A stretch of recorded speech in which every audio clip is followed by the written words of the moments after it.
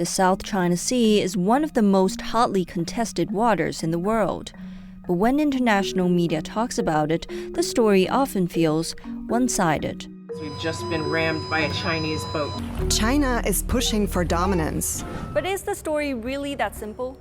Who crafts these narratives, and what impact are they having on the region? Let's start with some of the headlines. So if you will look at the narrative in the Philippines, there is a very strong anti-China messaging because of China's activities in the South China Sea. You'll notice a pattern in the coverage of these maritime confrontations. In many media outlets, China plays the role of the aggressor, and countries like the Philippines are the brave underdog.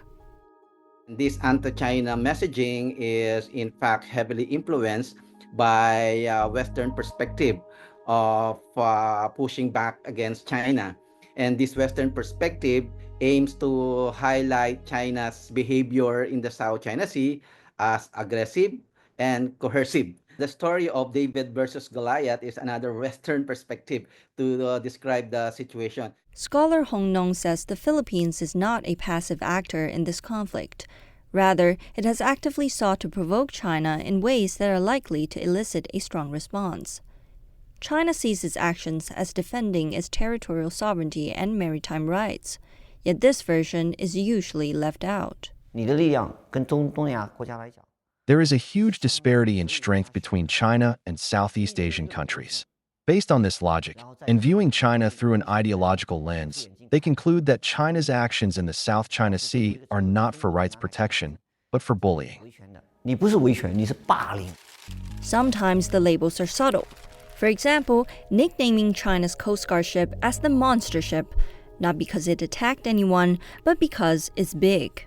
The Chinese vessel has a displacement of more than 10,000 tons, while the Philippine and Vietnamese vessels are only a few hundred tons. That's why they call it the monster ship. But here's the irony.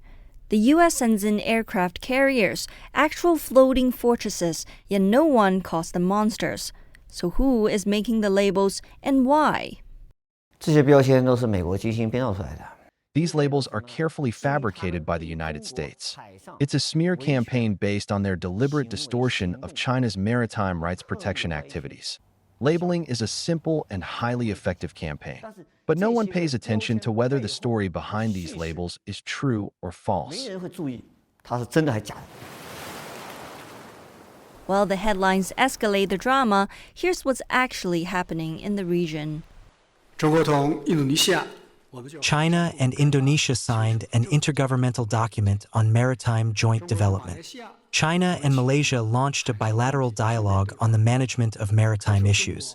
China has established maritime dialogue mechanisms with all countries concerned. In April, Beijing hosted the first ministerial meeting of the China-Indonesia Joint Foreign and Defense Ministerial Dialogue. The two sides agreed to enhance cooperation in fields including maritime security. It's a framework fundamentally different from the US-led narrative.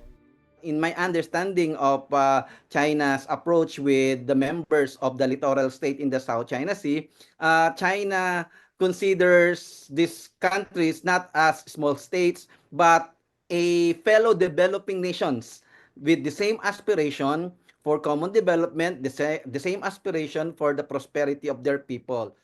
So why do these cooperative moves rarely trend? Experts say the US and the Philippines is waging narrative warfare against China, resulting in more confusion and antagonism. It has turned the South China Sea into one filled with false narratives. So the international community's understanding of the disputes is in a state of confusion, and nationalistic sentiments in various countries are also on the rise. So what is the way forward? Many are calling for a renewed focus on peace and dialogue and for the sides to find common ground. In ASEAN, the narrative when it comes to the South China Sea is highlighting the value of peaceful settlement of disputes and highlighting the importance of pursuing cooperation and the need to set aside conflicts in order to develop friendship and understanding with China. The South China Sea could be the source of a dangerous open conflict, or it could be a model for regional cooperation. The difference between the two may lie in how we tell the story. Chen Yuan, CGTN, Beijing.